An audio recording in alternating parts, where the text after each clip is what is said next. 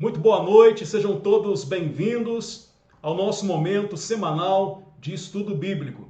Você sabe, esse momento é um momento informal, é um momento até descontraído, é um momento doméstico, mas um momento extremamente importante, onde a gente se volta para o aprendizado da palavra de Deus.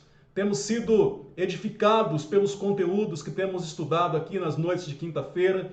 Tem sido um momento de discipulado, de edificação para as nossas vidas, e o quanto nós temos aprendido é algo maravilhoso, é algo que realmente tem acrescentado muito de Deus nas nossas vidas. Obrigado a você que tem participado conosco, obrigado a você que agora nos acompanha pela internet, seja muito bem-vindo. Nós somos a Igreja Metodista Central em Carangola e estamos aqui com muita alegria, com muito prazer, para juntos aprendermos a palavra de Deus. Eu quero te convidar a compartilhar esse link com seus amigos e familiares, para que mais pessoas que gostam de estudar a Bíblia estejam presentes e participem conosco desse momento, que com certeza é um momento oportuno para todos aqueles que querem aprender um pouco mais da Sagrada Escritura.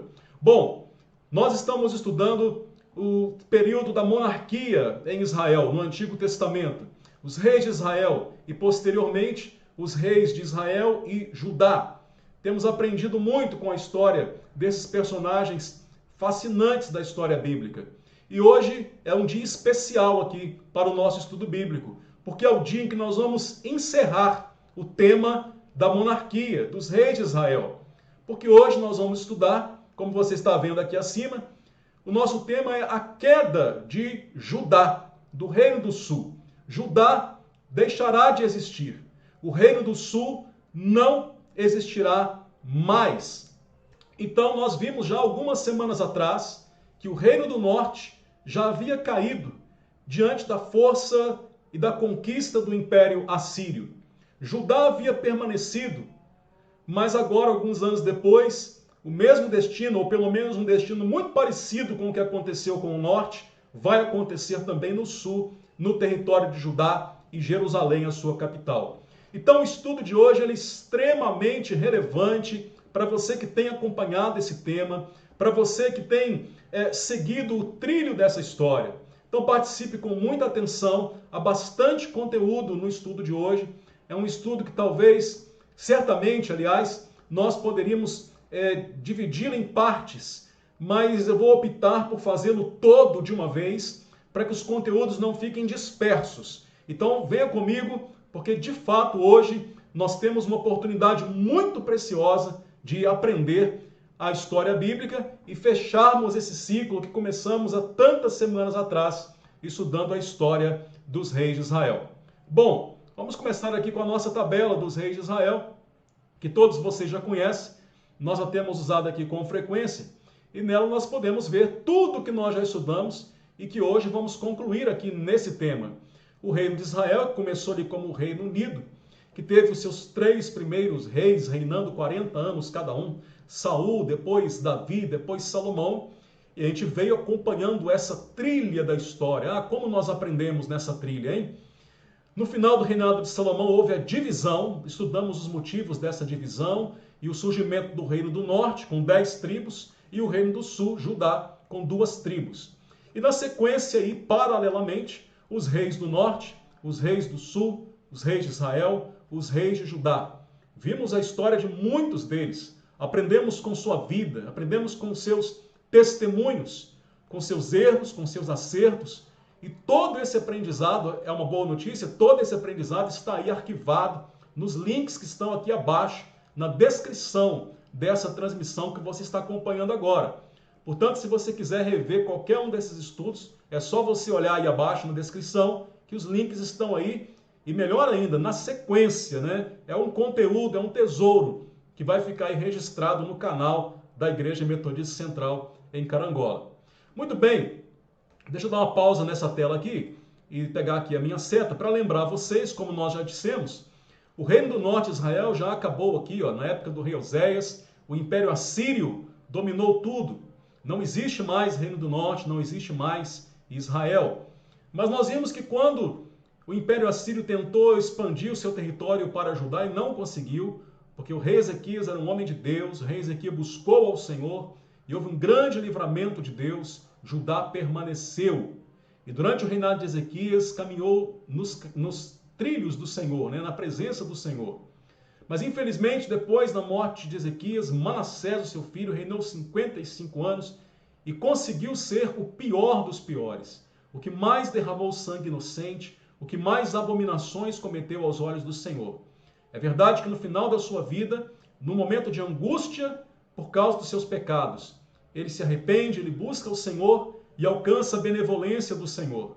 Mas é verdade que ele não teve tempo de reparar todos os erros que ele havia imposto, que ele havia impregnado no território de Judá.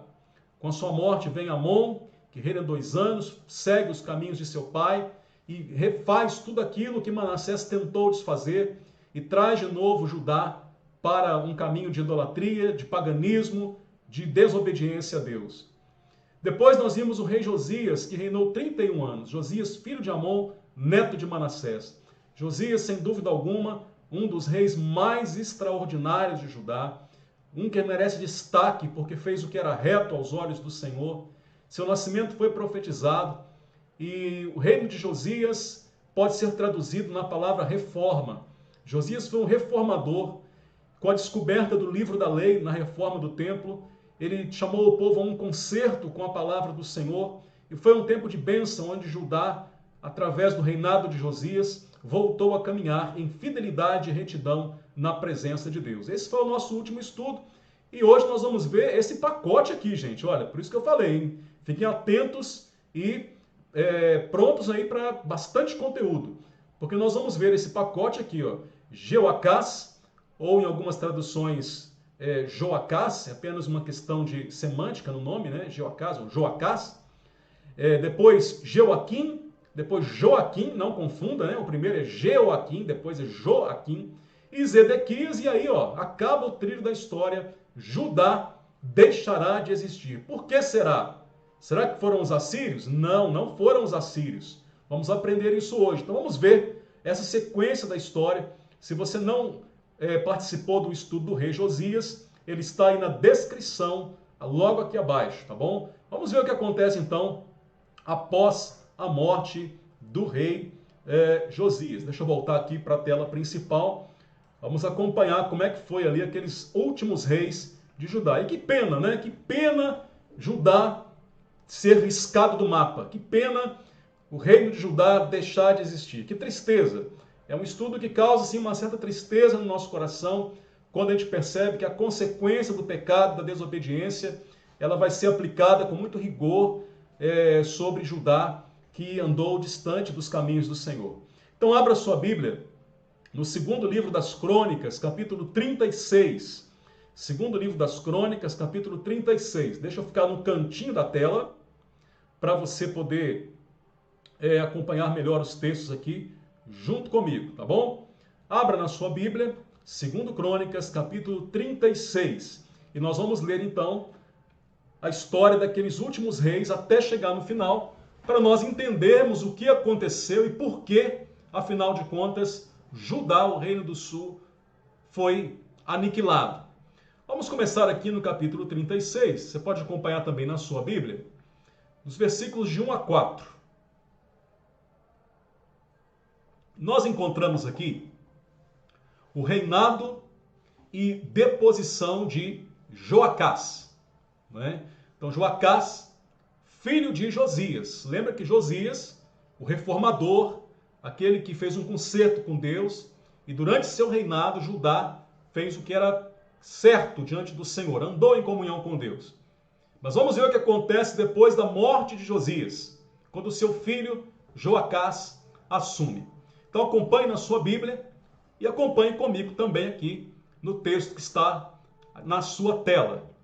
Diz assim: o povo da terra tomou a Joacás, filho de Josias, e o fez rei em lugar de seu pai em Jerusalém.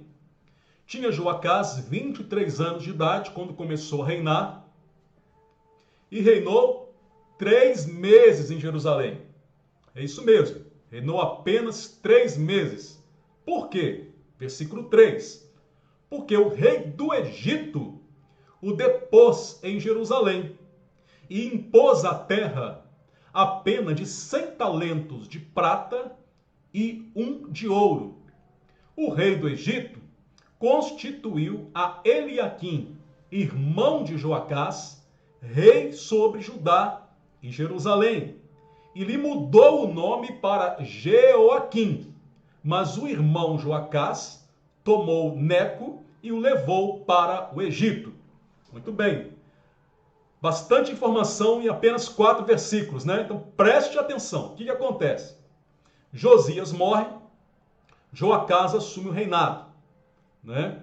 Ele tinha 23 anos de idade, reinou 3 meses. Por quê?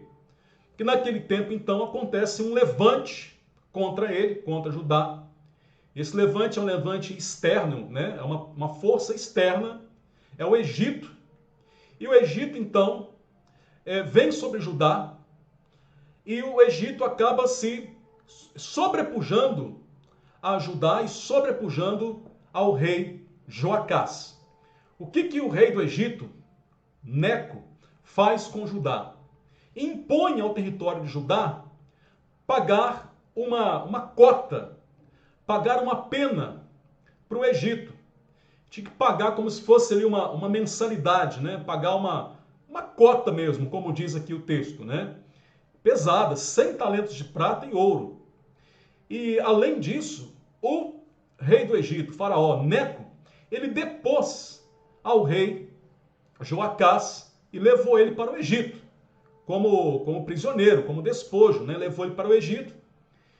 E nesse momento, então, de predominância do poder do Egito e de Neco, o que o Egito faz? O que o rei do Egito faz? Ele pega o irmão de Joacás, que o nome dele era Eliaquim, e fala assim: olha, eu vou levar o seu irmão como meu prisioneiro para o Egito. Você vai ser rei no lugar dele e vai me obedecer. E vai me ser subserviente. O seu irmão vai comigo, preso. Eu estou depondo ele. Você fique. E outra coisa, o seu nome vai ser diferente também. O seu nome não será Eliaquim. O seu nome será Jeoaquim. É isso que são as imposições que o Egito põe sobre Judá nesse momento. Então, nesse momento, a opressão sobre Judá vem da soberania egípcia, da força egípcia, da opressão do Egito, de Neco. Então, Neco faz toda essa reviravolta. Ele depõe o rei Joacás, ele impõe cota, tributo para Judá pagar, ele pega o irmão de Joacás, Eliaquim, e o nomeia rei debaixo da sua autoridade e lhe coloca o nome de Jeoaquim. Então é isso que acontece, ok?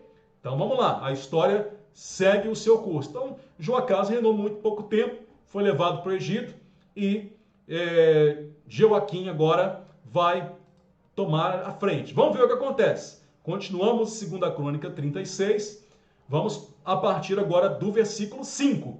Me acompanha aí. Então tá bom, aí o Joaquim agora é o rei. Tinha Joaquim a idade de 25 anos quando começou a reinar e reinou 11 anos em Jerusalém. Vamos ver o que fala dele?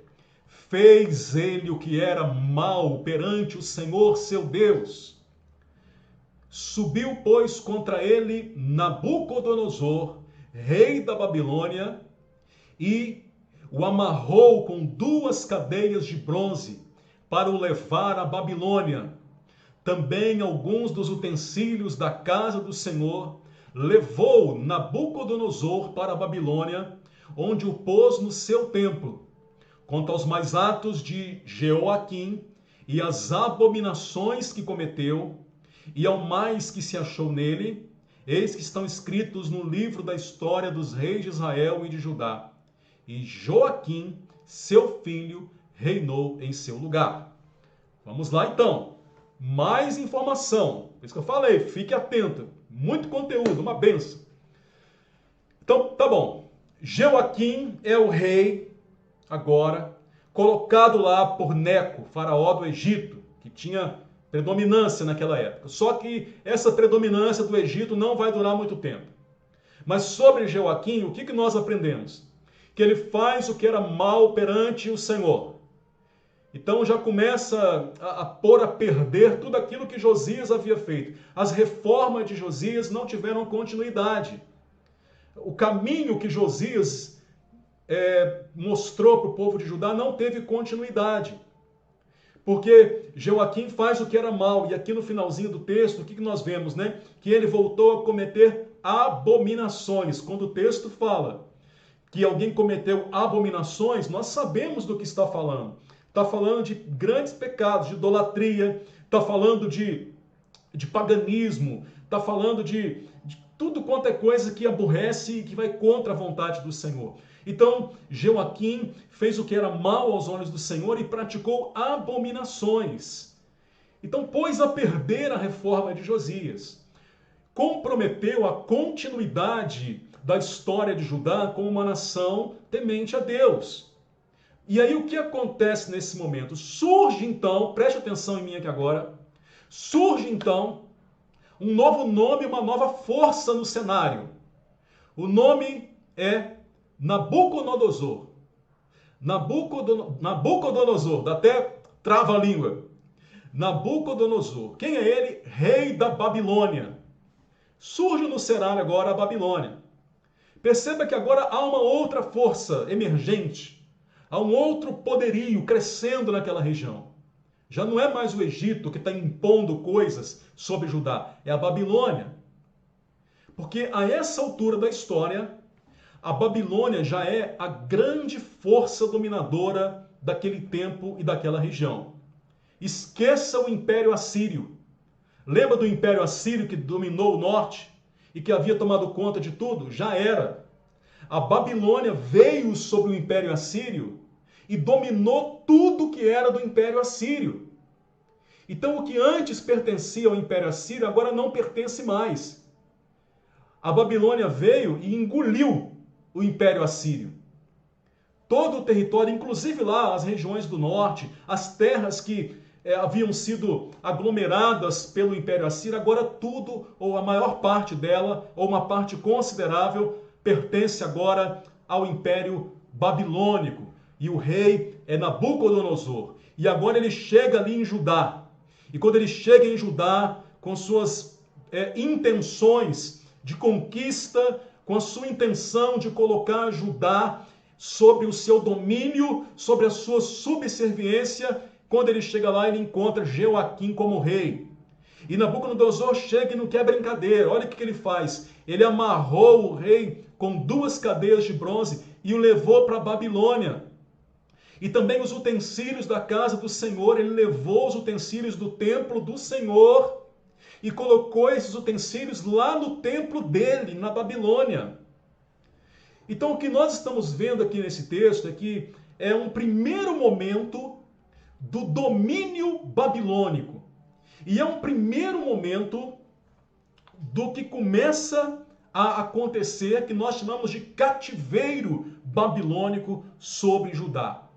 Eu quero então trazer para vocês algumas informações a mais sobre este momento que está compreendido aqui do versículo 5 ao versículo 8. Então quero mostrar para vocês que justamente nesse período, com o rei Jeoaquim, é que acontece um primeiro momento do domínio babilônico, do cativeiro babilônico. E aí, olha que informações interessantes eu trago para vocês aqui. Quando é que isso acontece? Isso acontece aproximadamente 606 anos antes de Cristo. Vamos começar a colocar Jesus Cristo nessa história nossa. Para nós começarmos a perceber que a trilha da história está andando e que daqui a pouquinho nós estamos chegando no tempo do Novo Testamento, quando o personagem principal, o nosso Senhor Jesus, entra na história. Então nós já estamos há 606 anos antes de Cristo. É o reinado de Jeoaquim. Então o que aconteceu? Nós sabemos o que aconteceu de acordo com o relato 2 Crônicas 36, 5 e 6. Nabucodonosor, ele vem ajudar e ele capturou o rei, capturou os príncipes e os homens valorosos. Por que nós sabemos disso? Porque Daniel, capítulo 1, versículo 6, também conta esse momento. Não é? Eu queria até ler com vocês. Eu não tenho o texto aqui na tela, mas está fácil de ler, é um texto pequeno. Eu vou ler com vocês aqui na minha Bíblia. Olha só, Daniel, ele foi levado para a Babilônia nesse primeiro cativeiro, nessa primeira leva de pessoas que Nabucodonosor levou para a Babilônia, transportou para a Babilônia. Então Nabucodonosor chega e impõe o seu domínio sobre Judá, a sua soberania. Judá se torna um estado vassalo, um estado subordinado à Babilônia. O rei é levado, né? O rei Jeoaquim, os príncipes são levados e homens valorosos. Olha o que Daniel fala sobre esse momento de 2 Crônicas 36, 5 a 6. Daniel 1, de 1 a 6. Preste atenção. No terceiro ano de Jeoaquim, rei de Judá, veio Nabucodonosor, rei da Babilônia, a Jerusalém e a cercou. O Senhor lhe entregou nas mãos a Jeoaquim, rei de Judá, e alguns dos utensílios da casa de Deus a estes. Levou-os para a terra de Sinar, para a casa do seu Deus. É o que está dizendo lá em Crônicas. E os pôs na casa do tesouro dos seus deuses. Disse o rei a Aspenaz, chefe dos seus eunucos, que trouxesse alguns dos filhos de Israel, tanto da linhagem real quanto dos nobres. Então por isso que a gente sabe que ele levou os príncipes e levou os nobres. Versículo 4, Daniel está contando o que aconteceu. Jovens sem nenhum defeito, de boa aparência, instruídos em toda a sabedoria, doutos em ciência, versados no conhecimento e que fossem competentes para assistirem no palácio do rei e lhes ensinasse a cultura e a língua dos caldeus. Determinou-lhes o rei a ração diária das finas iguarias da mesa real e do vinho que ele bebia, e que assim fossem mantidos por 3 anos, ao cabo dos quais assistiriam diante do rei. Entre eles se achavam dos filhos de Judá, Daniel, Ananias, Misael e Azarias. Então olha que interessante a gente aprender. O texto de 2 Crônicas 36, de 5 a 6, que nos mostra esse primeiro momento do cativeiro babilônico, ele é descrito também por Daniel. Então nós temos todos esses detalhes. Babilônia cerca, Babilônia leva o rei, leva os príncipes e leva homens valorosos, como Daniel e seus companheiros. A Babilônia tinha essa estratégia, né, de aproveitar o capital humano. Então pessoas inteligentes, pessoas produtivas, pessoas de potencial, pessoas valorosas, eles não queriam destruir essas pessoas. Eles queriam aproveitar a capacidade dessas pessoas para colocar isso a serviço do império. Então Daniel é dessa época. Daniel foi levado de Judá dessa época, né? Daniel era contemporâneo do rei Jeoaquim e ele foi parte dos que foram levados por essa primeira leva que Nabucodonosor capturou para a Babilônia, ok? Então vamos lá. O que acontece depois, então? Já que o rei Jeoaquim foi levado, vamos ver como é que vai seguir as coisas lá em Judá. Então, deixa eu voltar aqui para a tela pequena. Nós vimos no capítulo 5, do versículo 5 até o versículo 8, nós vamos dar continuidade aqui. E vamos ver o que vai acontecer no versículo 9 e 10. Então acompanha aí, é muita informação. Espero que você esteja atento. Está conseguindo me acompanhar? Dá um joinha aqui para eu saber. Tá claro? Tá comigo? Tá acompanhando? Coloca um joinha aí para eu saber se eu não estou sendo rápido demais, se eu não estou colocando muita informação. Falei que eu estava empolgado com o estudo de hoje, estou mesmo. Tá me acompanhando? Coloca um joinha aí. Tá em ordem, tá seguindo a linha de raciocínio. Então vamos lá, hein? Jeoacás foi deposto pelo rei do Egito. Jeoaquim foi levado para a Babilônia nessa primeira leva pelo rei Nabucodonosor. E agora o que vai acontecer? Capítulo 36, versículos 9 e 10. Tinha Joaquim, não confunda, agora é Joaquim. O Jeoaquim foi levado para a Babilônia, junto com Daniel, com aquela turma boa lá. Joaquim, 18 anos, quando começou a reinar, e reinou 3 meses e 10 dias em Jerusalém. O que ele fez? Fez ele o que era mal perante o Senhor. Veja, mesmo Judá, estando já subserviente à Babilônia, como um estado vassalo, mesmo Judá já tendo sofrido uma primeira leva de deportação de pessoas, o novo rei Joaquim, ele não se volta para Deus, ele não se entrega ao Senhor, ele não busca o Senhor. Ao contrário, ele insiste em fazer o que era mal perante o Senhor. E aí o que vai acontecer? Versículo 10. Na primavera do ano, mandou o rei Nabucodonosor levá-lo à Babilônia, com os mais preciosos utensílios da casa do Senhor. E estabeleceu a Zedequias, seu irmão, rei sobre Judá e Jerusalém. Então, o rei Joaquim, ele vai começar a reinar por um pequeno período de tempo, apenas, segundo o relato bíblico, 3 meses e 10 dias. E ele tem tempo para fazer o que é mal perante o Senhor. Que absurdo, né? E na primavera daquele ano, o Nabucodonosor, rei da Babilônia, faz o quê? A mesma coisa que ele tinha feito com o rei anterior. Leva também Joaquim para a Babilônia. E olha que interessante, o texto diz que ele leva os mais preciosos utensílios da casa do Senhor. Se ele já tinha levado alguns utensílios da primeira vez, significa que agora ele leva os mais preciosos, os mais preciosos utensílios da casa do Senhor, os mais sagrados, aqueles guardados lá no templo com todo zelo, aqueles que fazem parte da história do povo, da adoração, agora são levados a Babilônia e são colocados lá no templo do Deus da Babilônia. Como quem quer dizer assim, o meu Deus venceu o seu Deus. Porque os utensílios do seu templo estão agora no meu templo. É isso que Nabucodonosor está fazendo.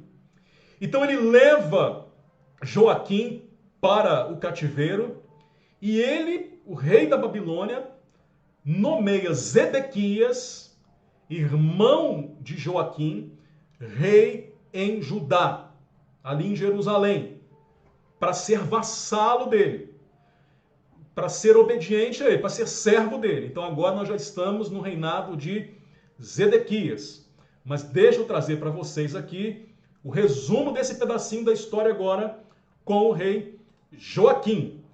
Porque nós vimos que, de novo, a Babilônia vai vir e vai levar outra remessa de gente para a Babilônia. Então esse cativeiro não foi o cativeiro de uma vez só, não. Você viu que foi um primeiro momento, como nós já vimos, com Jeoaquim, e agora um segundo momento, uma segunda leva com Joaquim. Olha as informações resumidas aqui desse segundo momento. Então nós já estamos no ano 598 a.C., reinado de Joaquim. Agora, dessa vez, Nabucodonosor capturou o rei, como nós acabamos de ver, e além do rei, ele capturou 10.000 cidadãos proeminentes e os levou para a Babilônia. Você fala assim, como que nós sabemos disso se o texto não fala? Porque nós estamos complementando esse entendimento com o texto paralelo. Qual que é o texto paralelo ao capítulo 36 de Crônicas? O capítulo 24 de 2 Reis. E lá no segundo livro dos Reis, 24, de 14 a 16, ele destrincha um pouco melhor esse segundo momento de Nabucodonosor no período de Joaquim. E lá traz esse número.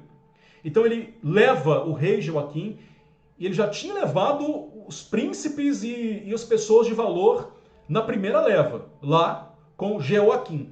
Agora ele leva de novo o rei, e agora ele leva mais gente ainda, ele leva 10.000 cidadãos proeminentes. Ele olha de novo e pergunta assim, quem são os melhores aí? Quem são as pessoas de bem em Judá? Ele fala, da primeira vez eu levei a nata, mas agora eu quero mais ainda. Então ele seleciona os 10.000 cidadãos proeminentes e os levou para a Babilônia. O registro disso está aí nos textos. E uma outra informação importante desse segundo momento, desse segundo cativeiro, é que o profeta Ezequiel foi levado para o cativeiro nesse período. Então são as informações desse momento. Parece que há uma pergunta aqui, deixa eu ver se eu consigo acompanhar aqui. Parece que a Nery está perguntando, né? Então, mesmo com um rei como Joaquim, Daniel não corrompeu a sua fé. Ela está perguntando.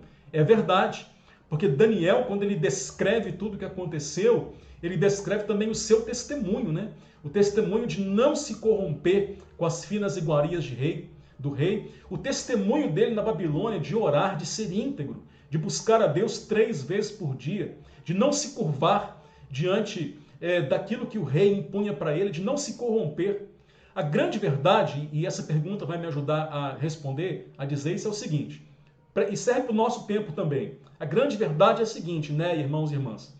Por pior que seja o momento, por mais que o mundo esteja vivendo em pecado, por mais que um povo, uma nação, esteja distante de Deus, o que a história nos ensina? E isso está descrito lá no livro de Apocalipse. Apocalipse nos ensina que, seja qual for o momento, sempre existiu e sempre existirá o remanescente fiel. Alguém joga esse termo aí no chat. Remanescente fiel. O que é o remanescente fiel?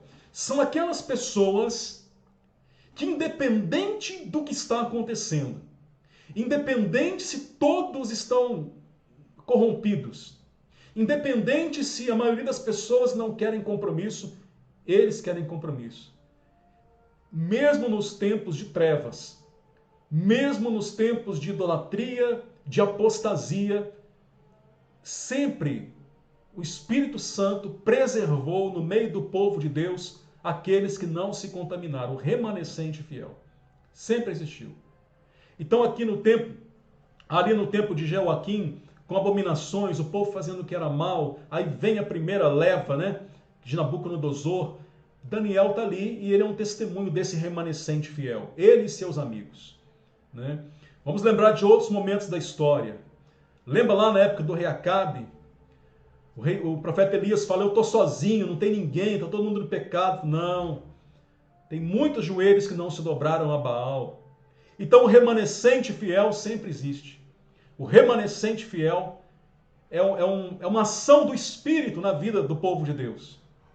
E a minha oração é que você, meu irmão, minha irmã, que nós estejamos entre os remanescentes fiéis. Aqueles que permanecem fiéis ao Senhor mesmo diante das adversidades. Mesmo diante de uma geração corrompida, de um governo corrompido, nós precisamos ser o remanescente fiel. Ok? Vamos lá. Então esse foi o segundo momento do cativeiro, a segunda leva que acontece no reinado de Joaquim, e muita gente é levada nessa época. 10.000 cidadãos são levados. Então Judá está só enfraquecendo. Vocês estão percebendo isso? Judá está só enfraquecendo.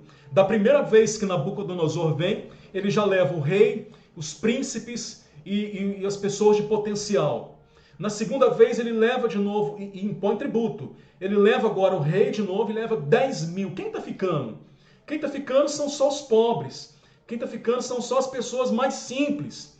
Quem está ficando são as pessoas menos favorecidas, que não têm capacidade de produção, que não têm capacidade de fazer a diferença dentro de um estado, dentro de uma nação. Está só enfraquecendo Judá.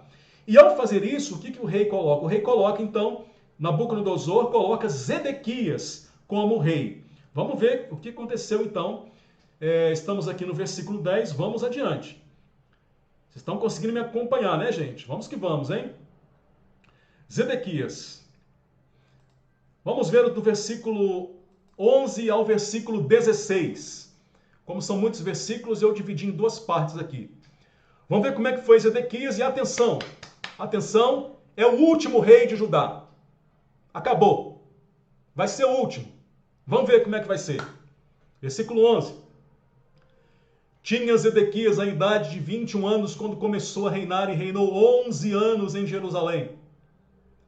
fez o que era mal perante o Senhor, seu Deus, e não se humilhou perante o profeta Jeremias, que falava da parte do Senhor.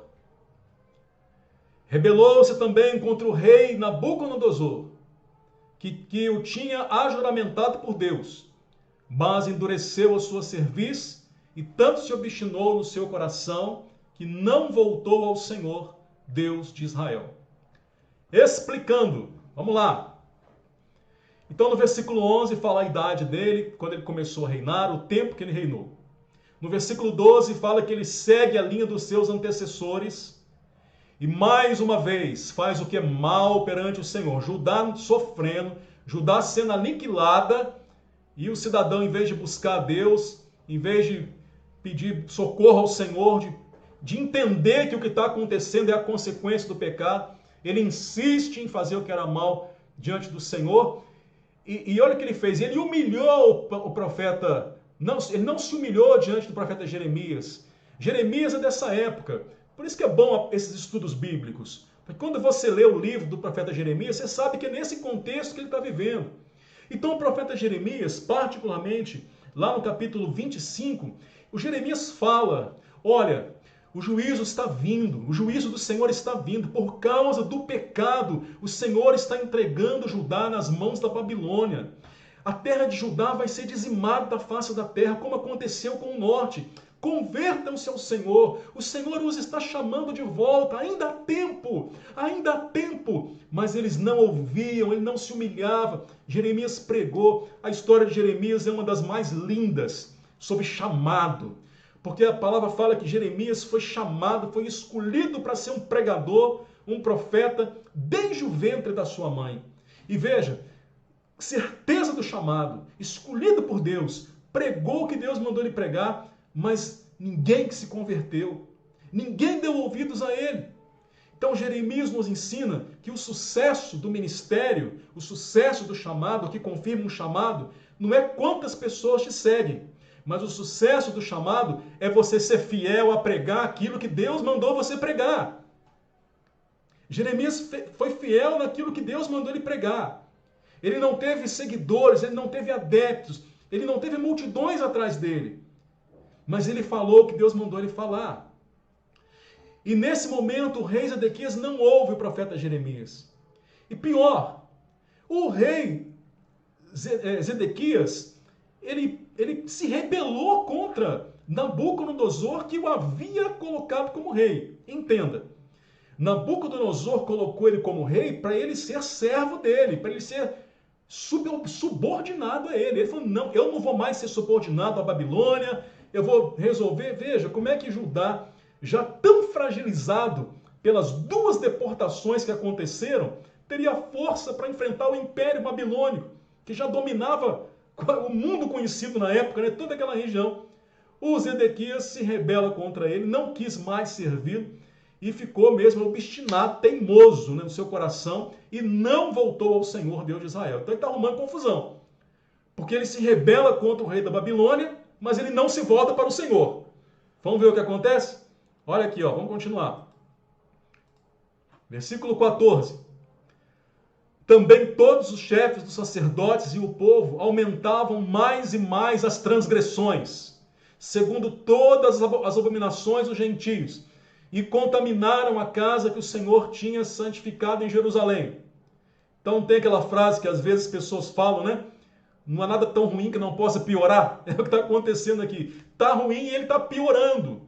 Já está sob a subordinação da Babilônia, já está distante do Senhor, e ele e os chefes, os sacerdotes, aumentavam ainda mais as transgressões, pioravam ainda mais, intensificavam mais as abominações dos gentios, contaminaram a casa do Senhor, que já tinha sido saqueada. Então, quando a gente achou que o fundo do poço já havia chegado, ele cava mais ainda e afunda mais ainda Judá no pecado e nas transgressões contra o Senhor, na insubordinação ao que o profeta pregava. Versículo 15. O Senhor Deus de seus pais, começando de madrugada, falou-lhes por intermédio dos seus mensageiros, porque se compadecera do seu povo e da sua própria morada. Gente, preste atenção, o que está dizendo o texto aqui? Que mesmo ele tendo cavado o poço ainda mais fundo, se atolado ainda mais na transgressão, veja o que aconteceu aqui. O Senhor continuou chamando o povo ao conserto. E usa uma expressão assim, olha, começando de madrugada, é uma expressão que traz aquele sentido assim, que quando você quer muito uma coisa, você começa cedo a fazer, né? É uma figura de linguagem, dizendo assim, que Deus queria muito que o povo se convertesse. Então, começando cedo, Deus mandava os seus servos falar para o rei, Deus mandava os profetas falar para o povo, porque Deus se compadeceu desse povo, o povo afastado dele, o povo afundando em transgressão cada vez mais, e Deus mandando toda hora, Deus mandando desde cedo a palavra, Deus dando oportunidade desde a madrugada, mandando os mensageiros, chamando a conversão, chamando ao conserto. Olha como Deus é longânimo. Mas no versículo 16 diz: eles, porém, zombavam dos mensageiros, desprezavam as palavras de Deus e mofavam dos seus profetas. Olha só, com toda transgressão, Deus ainda tentava, Deus insistia, de forma muito efusiva, desde cedo, mandando e mandando mensageiros, Deus querendo salvar, ajudar. E olha o que esse povo fazia, zombavam dos mensageiros, desprezavam as palavras, mofavam, até que, olha, Deus é longânimo. Olha como Deus deu oportunidade, mas até que subiu a ira do Senhor contra o seu povo e não houve remédio algum. Oportunidades teve demais. Chances teve demais. Mas chega um tempo que a longanimidade dá lugar à justiça. E é o que vai acontecer. Porque o que vai acontecer agora é o seguinte. O que vai acontecer agora, o resuminho desse período, nós já estamos no ano 586 a.C., nesse reinado de Zedequias. Nabucodonosor vai vir com força total agora. Com força total. O que vai acontecer? Porque o rei Zedequias se rebelou contra ele. E agora vem a ira do Senhor. Agora vem o juízo sobre essa nação que debochou, que menosprezou, que, como nós vimos no texto, que perdeu as chances do conserto. O que vai acontecer? A Babilônia vai vir agora com força total.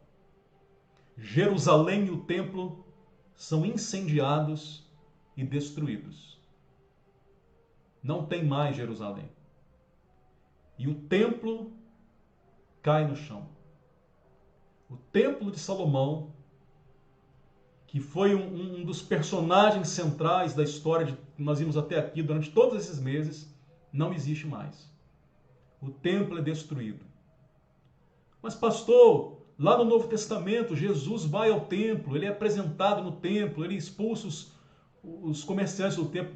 Aquele templo de Jesus é o segundo templo. É o templo que vai ser reconstruído lá na frente. Lembra? Zorobabel, Esdras e Neemias? Lá na frente. Mas Nabucodonosor destrói o templo, destrói os muros da cidade de Jerusalém. A maior parte do povo que restava foi levada cativo para a Babilônia, restando apenas pobres e doentes. Não existe mais Judá. Acabou Jerusalém. Acabou o Reino do Sul. Acabou o templo. E a maior parte do povo foi levado para a Babilônia. Só ficaram os pobres. Só ficaram os doentes. No meio dos entulhos. No meio dos escombros. E nós vamos ter todos esses detalhes aqui. Do versículo 17 ao versículo 23. Acompanhe aí comigo. Por isso o quê? Por causa do que o rei Zedequias fez, da postura dele, e por causa da ira de Deus que lhe acendeu, por isso, o Senhor fez subir contra ele o rei dos caldeus, o qual matou os seus jovens à espada na casa do seu santuário, e não teve piedade nem dos jovens, nem das donzelas, nem dos velhos, nem dos mais avançados em idade. A todos os deu nas suas mãos. Então foi um derramamento de sangue. Foi uma destruição violentíssima em Judá e em Jerusalém. Versículo 18. Todos os utensílios da casa de Deus, grandes e pequenos, os tesouros da casa do Senhor e os tesouros do rei e dos seus príncipes, tudo ele levou para a Babilônia. Tudo. Acabou.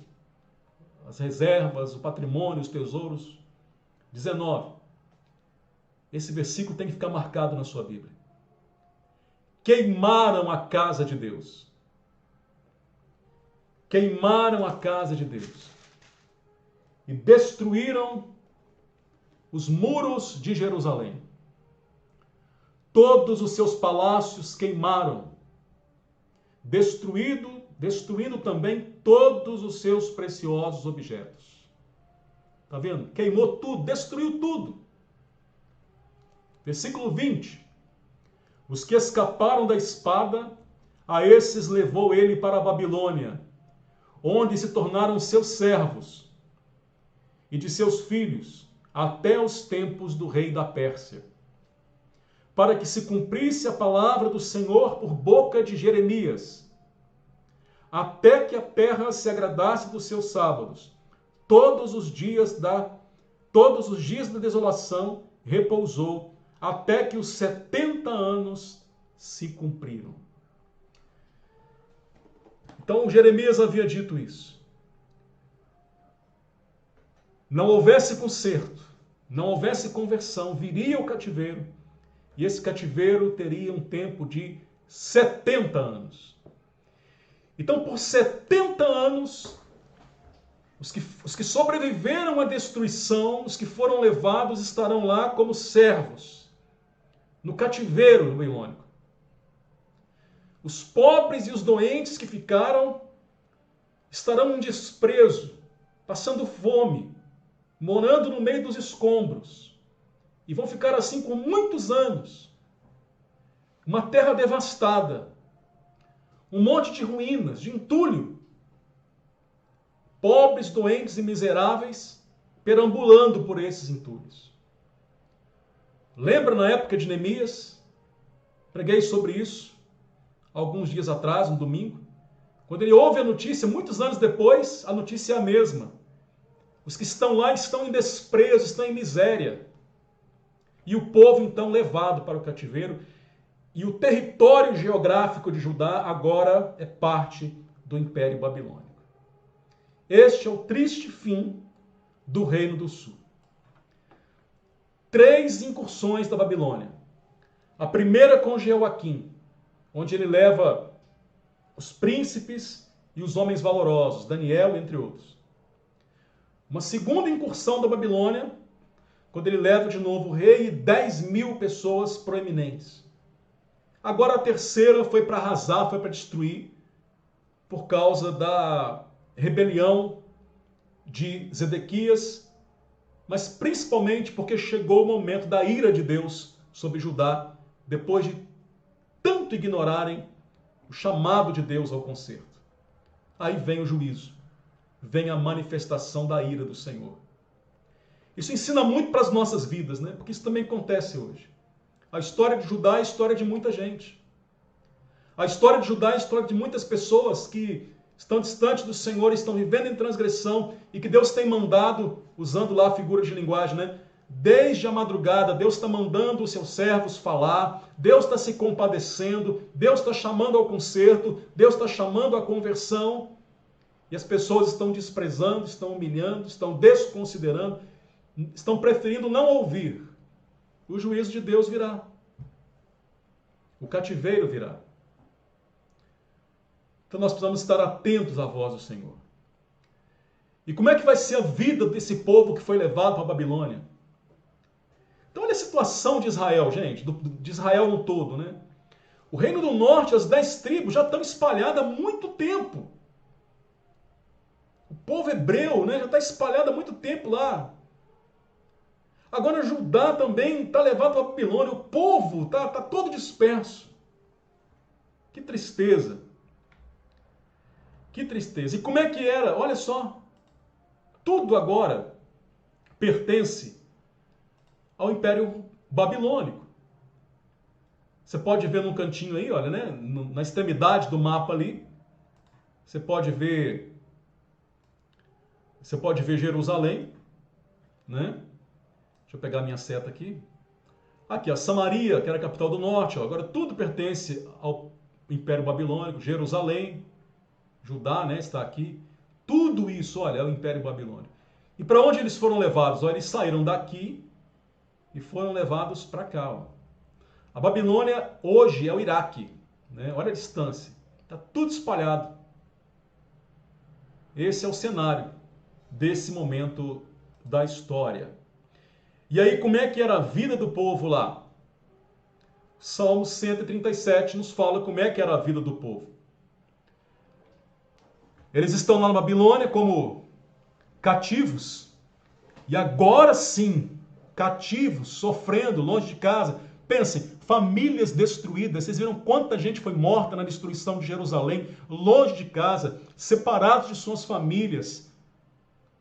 E agora no sofrimento lá, olha o que acontece. Eles falam assim, olha, às margens dos rios da Babilônia, nós nos assentávamos e chorávamos, lembrando-nos de Sião. Nos salgueiros que lá havia, pendurávamos as nossas harpas, pois aqueles que nos levaram cativos nos pediam canções. E os nossos opressores, que fôssemos alegres, dizendo, entoai-nos algum dos cânticos de Sião. Então esse é um dos salmos, dos muitos salmos que foram escritos na época do cativeiro. A época do cativeiro, 70 anos na Babilônia, é chamada de a Era de Ouro dos Salmos. Porque muitos salmos foram escritos ali. São as expressões daquele povo cativo. Então você vê que agora esse povo está chorando nas margens do rio da Babilônia. Trabalhando forçados, se assentavam na beira do rio e choravam. Choravam por causa da consequência dos seus pecados. Choravam por causa do cativeiro que foi imposto sobre eles. Choravam por causa de toda a destruição, de todo o sofrimento que o pecado ocasionou às suas vidas. Diz que nos salgueiros que lá haviam, eles penduravam as suas harpas, porque os babilônicos pediam para eles, cantem aí as canções de vocês, cantem os cânticos de Sião. E eles falavam, continuando o texto aí, né? Como porém, haveríamos de entoar o canto do Senhor em terra estranha? Como é que nós vamos conseguir cantar em terra estranha?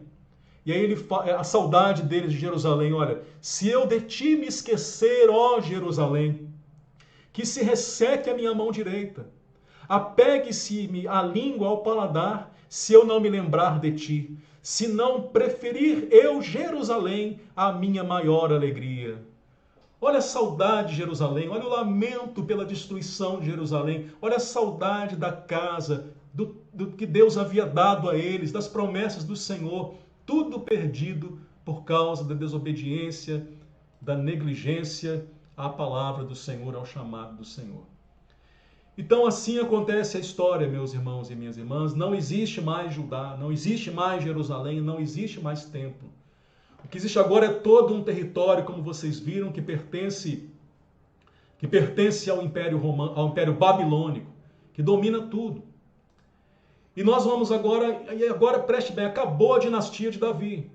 Todos esses reis de Judá que nós vimos aí, até o último, todos pertencentes à dinastia de Davi, à linhagem de Davi. Acabou a dinastia de Davi. Qual é a esperança, então, do povo lá na frente? Que a raiz de Davi, que o Messias, a dinastia de Davi, o reinado de Davi seja restabelecido. Aliás, essa é a esperança dos judeus até hoje.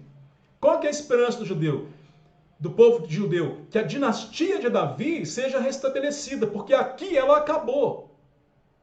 E qual que é a esperança para o restabelecimento da dinastia de Davi? Quem é o filho de Davi?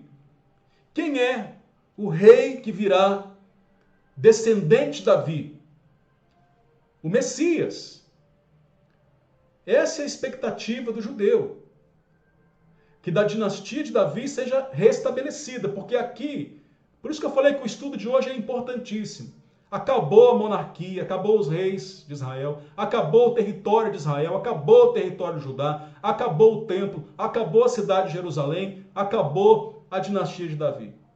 O que tem agora é um povo lá no cativeiro, o povo de Judá no cativeiro, um outro povo espalhado há muito tempo, lá no norte. E como é que esse povo vai se reencontrar? Como é que esse povo vai se refazer? Como é que Jerusalém vai voltar a existir?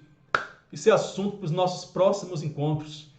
Eu vou parar por aqui e semana que vem a gente avalia como é que nós vamos continuar essa história. Se a gente olha para o período do cativeiro, como é que aconteceu, se a gente olha para o período depois, quando eles vão voltar, como é que eles vão voltar, como é que eles vão sair do cativeiro, o que vai acontecer. Tem muita história pela frente, até chegar no nascimento de Jesus Cristo. Deus abençoe a sua vida. Espero que você tenha gostado. Esse estudo de hoje, eu estou trazendo ele aqui com muita empolgação, porque realmente é muito conteúdo, é um conteúdo profundo, é algo realmente assim que nos ensina muito, e é muito bom que nós tenhamos hoje crentes conhecedores da história bíblica. Então espero que você tenha aprendido, reveja quantas vezes você quiser, porque é muita informação, é muito conteúdo. Leia e que você tenha aprendido um pouco mais, crescido um pouco mais no conhecimento da palavra de Deus nessa noite. Deus abençoe a sua vida.